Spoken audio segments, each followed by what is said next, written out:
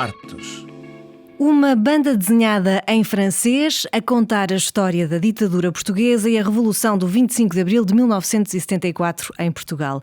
La Révolution des œillets, 25 avril 1974, le jour de la liberté, em português, a Revolução dos Escravos, 25 de abril de 1974, o Dia da Liberdade, é o título da obra destinada a leitores a partir dos 6 anos, da autoria de Sandra Canivete da Costa e com ilustrações de Jay Ruivo.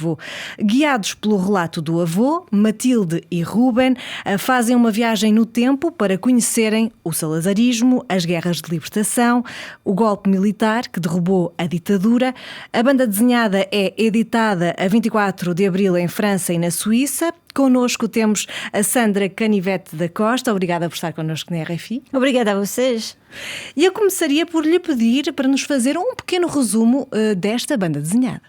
Sim, então esta banda desenhada, como disse, é para crianças e quis fazer uma amostra às crianças do que era o salazarismo, a ditadura, porque para crianças que nasceram num país liberto, livre, como a França ou na Suíça, é difícil imaginar o que era. Então, no início, como a Matilde é nascida em França, ela está sempre a fazer comparação entre França e Portugal, porque ela foi educada em França, então ela diz o que é que acontece o 25 de Abril, é a prise da Bastilha, a tomada da Bastilha. A tomada da Bastilha portuguesa que aconteceu, o que é que se passa. E então o avô vai explicar, não havia Bastilha, a Bastilha como em França, mas efetivamente presos foram libertos. Vou contar presos políticos que foram libertos, e então o avô vai explicar que o salazarismo não se podia ler o que queríamos, não se podia dizer o que queríamos. Até o Ruben reage quando ele diz as mulheres nem podiam viajar sem a autorização do marido, e o Ruben, que nasceu ele no Luxemburgo, que a mãe não teria gostado. Então, mostrar as realidades do dia a dia do salazarismo e depois contar exatamente o que é que aconteceu, como é que os capitães se organizaram. Então, é mais uma banda desenhada também que dá os factos hora por hora deste famoso dia, que afinal esses capitães eram jovens, também só tinham 30 anos, pronto, são adultos para crianças, mas eram jovens, e então mostrar às crianças como é que em um dia, em 24 horas, o salazarismo, a ditadura acabou. Então, assim, viagem as crianças na banda desenhada. E justamente fez esta banda desenhada destinada a crianças, que também é contada por crianças, no fundo. Quem são? Inspirou-se de quem para fazer a Matilde e o Ruben? Porque é que decidiu contar esta história com duas crianças que viajam no tempo com o avô para perceber como é que era Portugal há mais de 50 anos? O Ruben e a Matilde nasceram em 2020 e são os heróis do meu primeiro livro, A Extraordinária História de Portugal.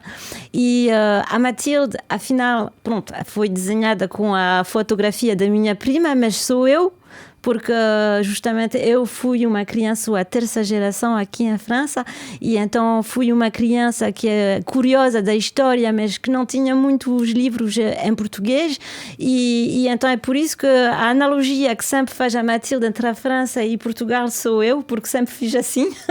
E o Ruben, que nasceu no Luxemburgo, que é o herói também da Extraordinária História de Portugal, foi desenhado com fotografias do meu próprio filho.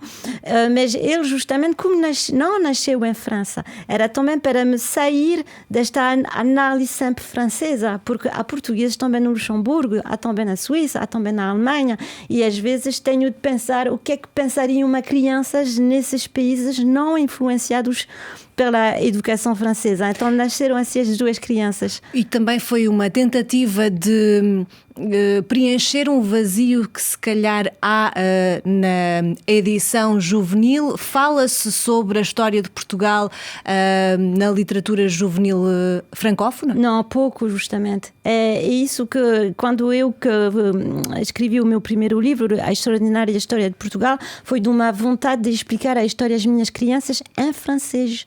E procurei livros na internet, fui ver até em Portugal, ver se qualquer livro foi traduzido em francês e não achei livros. E é por isso que agora estou a pensar, porque a editora, a Cadamos Edition, é a minha editora. Que a Sandra fundou? Sim, fui eu que fundei para o primeiro livro e quero mesmo especializar a Cadamos Edition para livros de crianças. Então, por exemplo, A Revolução dos Escravos, vai ser o primeiro de uma coleção que vai se chamar L'Histoire du Portugal avec Mathilde et Ruben, a história de Portugal com Mathilde e Ruben. É o primeiro número, vai haver outros 2 ou 3 por ano e também vamos publicar livros para aprender as crianças a falar português. Então vamos começar para pequenotes, tudo pequeninos, a aprender palavras simples, mas depois desenvolver para crianças mais velhas.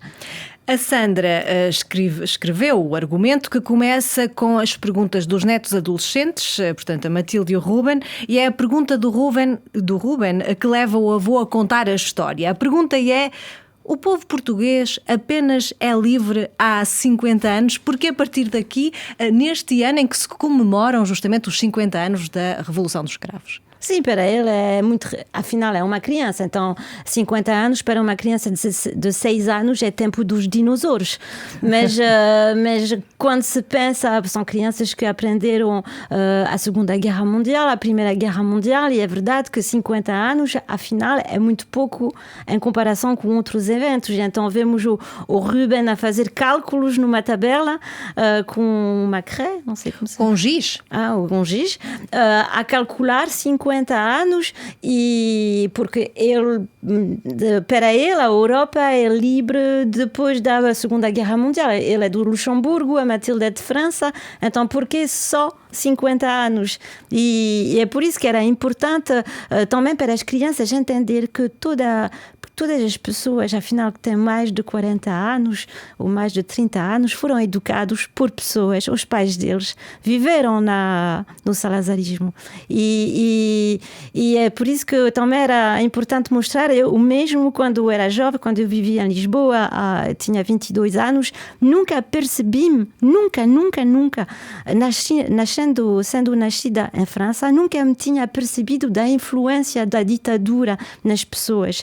E é quando cheguei em Lisboa, tinha 22 anos, e quando os jovens da minha idade que me diziam: não, mas eu não tinha isso quando era pequena, eu não tinha isso, eles não tinham nascido no salazarismo. É só que os pais tinham hábitos da ditadura e então foram educados como se havia sempre uma ditadura. E isso acho interessante as crianças realizarem que os avós nasceram numa ditadura. Para não esquecerem. Não esquecer. Em poucas páginas aborda a polícia política, os bufos, a censura, a mocidade portuguesa, o Partido Único, a pobreza, o trabalho infantil, a inferiorização das mulheres, as guerras de libertação, os massacres da Baixa de Cassange, em Angola, do Iriamo, em Moçambique, a imigração massiva para a França também. Como é que se torna compreensível e digesto para crianças e adolescentes francófonos esta história? Justamente eu tive um trabalho de argumentista, francês,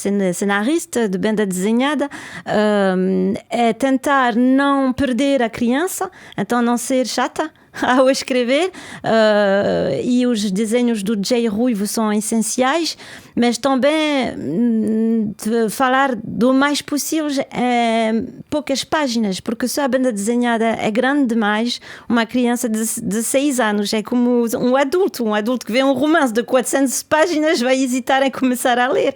Uma criança é igual. E tentei justamente fazer des rebondissements, como se diz, sim, é complicado dizer em português. Às vezes não é fácil assim estar a mudar de uma língua para a outra. Também conta as reuniões secretas do Movimento dos Capitães, o golpe militar de 25 de Abril, lembrando que uma das senhas, a Grândola Vila Morena, de José Afonso, foi mesmo gravada em França. Faz uma cronologia do 25 de Abril, como disse, em poucas páginas. Como é que foi selecionar estes momentos-chave? Contou com a ajuda de um historiador, o Yves Léonard. Ele ajudou-a também a selecionar? Então, o Yves Léonard, para o segundo número, vai ser um coautor meu. Então, quer dizer que a partir do segundo número, ele vai argumentar como eu a banda desenhada. Para esta não aconteceu assim, então sou eu que fiz o cenário sozinha, o argumento sozinha, mas é verdade que pedi ao fim, eu documentei-me, porque em casa tenho uma grande biblioteca só com livros sobre Portugal, e então tentei tirar uma cronologia interessante para as crianças em livros portugueses e em livros em francês, e depois o Yves Léonard leu-me, e é por isso que eu agradeço o Yves Léonard no início da banda desenhada, porque ele leu e verificou, porque era isso o objetivo, é que não haver erros na banda desenhada, erros históricos. E então assim simpatizamos e agora vamos ser colaborar sim. Para o segundo tomo, então. Exatamente. Vai haver uma... E vai ser sobre o quê? Napoleão. Esta história... Pronto, é escrita para as crianças, mas os pais e os avós também vão ler. Podem ler com a criança. Isto também vai permitir, de certa forma, por exemplo, para os que vivem na imigração, falar de um assunto que se calhar não falavam assim tanto em casa, nomeadamente a história do salto, portanto, da imigração clandestina para a França.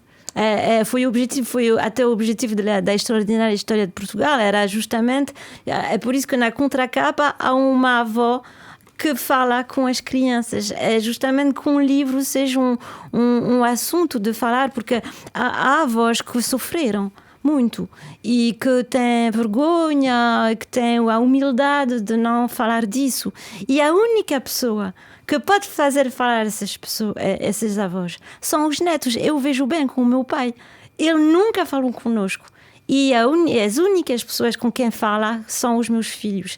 E quando eu vi isso que pensei, temos que fazer falar os avós com as crianças. Eles são uma ferramenta, as crianças, são eles que vão permitir o debate generacional que não há entre os filhos e os pais.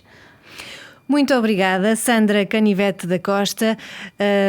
O livro La Révolution des œillets, portanto a Revolução dos Escravos, 25 de abril de 1974, o Dia da Liberdade, é editado em França e na Suíça a 24 de abril. Obrigada mais uma vez por ter estado connosco na RFI. Obrigada a vocês.